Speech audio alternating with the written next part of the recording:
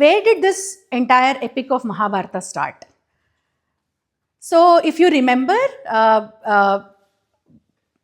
in Ramayana, there is a Muni, there is a saint called Vishwamitra, right? Who is Vishwamitra? Go on. The person who took Rama and Lakshmana to the forest to learn about chakras. Yeah, correct. Yes. And Louder. he taught Rama those weapons. Yeah, he taught Rama so many weapons. So in the story of Vishwamitra himself, Vishwamitra, we learned that he was fighting with Vasishta for a cow. Vishwamitra was actually a king, and he was fighting with Vasishta for the sake of a cow, right? Sabala. Remember that, right? So it all started with that. Vishwamitra took upon the journey of becoming a Rajarshi and becoming a Maharshi at that point of time, like when he fought for Sabala with Vasishta. In all these Indian Sanatan Dharma obsession for cows.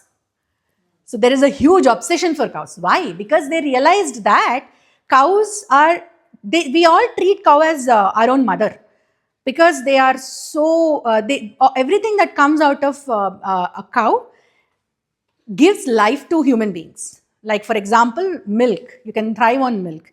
You make 100 different products out of milk. And even the cow dung that you get is considered very, very auspicious. And it helps you repel all the kinds of germs. So if you guys have been to any other villages like in India, like that we go, right? So there, a portion of the house is always smeared with cow dung. They mix that dung into the water and they smear. They do it not because they are stupid. They realize that it is a repellent of lot of germs and insects and bacteria. Nothing enters there. It keeps your place safe. Okay, so everything that comes out, I mean, I'm talking about the cow dung, right? So nobody would go and touch any animal's stools. But here in India, cow dung is prayed, like we pray to it. That is, yes, I know you want to laugh. It's okay, laugh. But that is how we pray to cow. This story, the story of Mahabharata, also started at cow. Yes. So how come doesn't cow dung have like a lot of germs? It doesn't. It doesn't. That's what I'm telling you. It doesn't have germs. In fact, that has germ repellent. Then and all the rishis and see, anything is, you get used to it over a period of time. Everything, you get used to it over a period of time. And cow dung, as a matter of fact, it doesn't smell bad. It smells different, but it never smelled bad.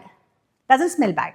It's a new kind of fragrance that you will feel, that you will experience. You may or may not like it the first time, but as you get used to it, as you understand the benefits of it, you just go for it. Sometimes you go through so much of rigorous training to achieve something. Is the path easy? No, it's not easy, but you go through it to achieve something. So similarly, anything that smells bad, that looks bad, it's not gross. Not everything is gross. If something is looking bad, if something is not appealing to your eyes, it's not that you start hating it. Yes. No, that's fine. Tell me, louder. What am I talking? Yeah. So the Mahabharata also started with a cow. Okay. So there are set of 8 brothers, and they are called Vasuvus, Ashta Vasuvus, they are called. Okay, and these are divine people with divinity. They're gods. All the 8 Vasuvus and their wives, they visit Vasishta's ashrama once. They visit, who's Vasishta? You know Vasishta, right? Yeah, he's teacher of Rama, Lakshmana and all those people. So they go and visit Vasishta's hermitage once. And there they find, out of all those 8 Vasus, the youngest one is called Prabhasa. Prabhasa and his wife. His wife asks him to. She sees the cow and she is impressed with the qualities of the cow. She sees that that it is very prosperous to look at. It is very beautiful. It gives so much of milk, and if you consume any of the products of um, that particular cow, it will give you. It has anti-aging properties. So it will give you youth and you will stay young forever. Anyways, all these Vasuvus and his wives and their wives, they are all gods and they are young forever. But Prabhasa's wife has a friend who's a human being and she wants to gift this uh, cow to that lady as a mark of friendship. So she goes and asks Prabhasa, please get me that cow. I want to gift it to one of my friends. What's the name of the cow? Sabala. Sabala కాదు ఇది ఇంకొక పేరు. Prabhasa's wife asks for Nandini so that she could gift it to her friend, right? So then what happens? He abducts the cow. All the main character is Prabhasa. He abducts the cow and all of his 7 other brothers, they cooperate with him. Okay, they cooperate with him and everybody takes that Nandini away. And then Vasishta at that point of time is not in his hermitage. So once he comes back, he starts looking for the cow. And that cow he uses for all his yagnas and everything. And that cow, that is not for his personal purposes. He is not using any of those resources for his own personal needs. What all these munis and sages do is, they take the help of cow and they make the arrangements for all the yagnas, yagas that they do, and they will need a lot of milk products for these yagnas to be performed. And why should yagnas be performed?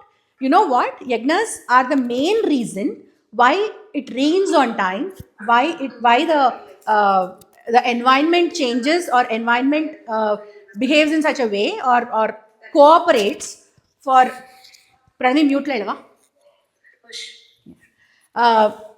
That is so yagnas are the reason why the nature is in such a way that it helps it rain and have this flourishing crops and everything.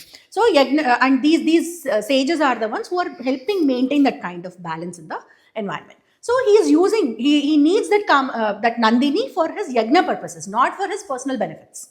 So he's back to his hermitage and he starts looking for Nandini and he doesn't find it, and he inquires and he comes to know that this guy abducted it and he is extremely mad. First of all, if you want something, you should come and ask. At least Vishwamitra had the decency to come and ask Vasishta. This guy didn't even ask, he just took that away. He was so mad, like, you cannot behave like this.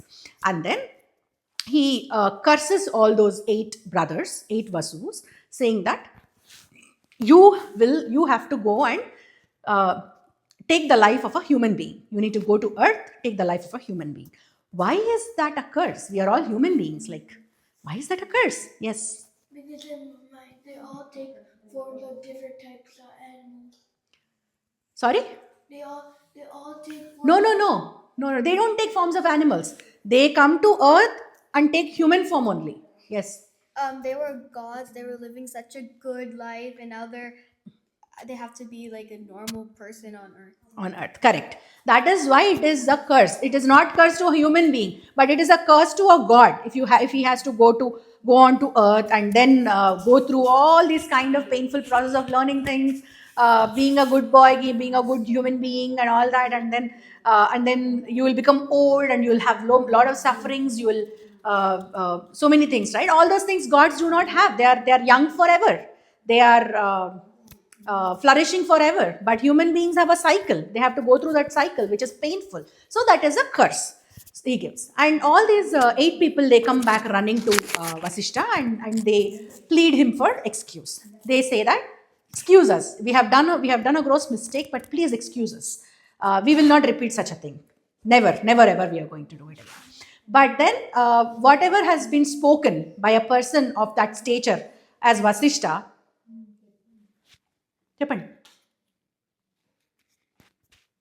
stature of Vasishta has to come true.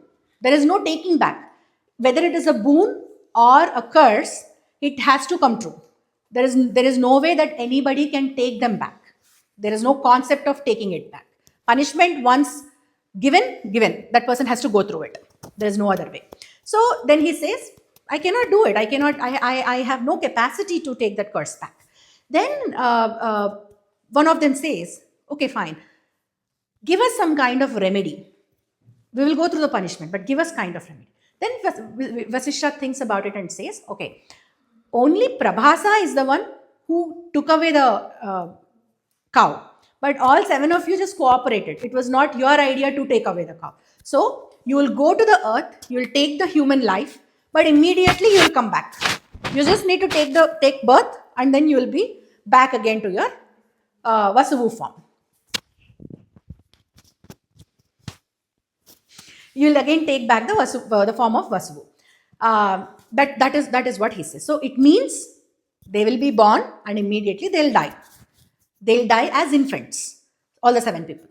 Only the 8th person, because he committed the sin, he is the one who is going to go to earth, live a very long life, once again, live a very long life, and then at the end of it, he'll go back to his Vasuvu form.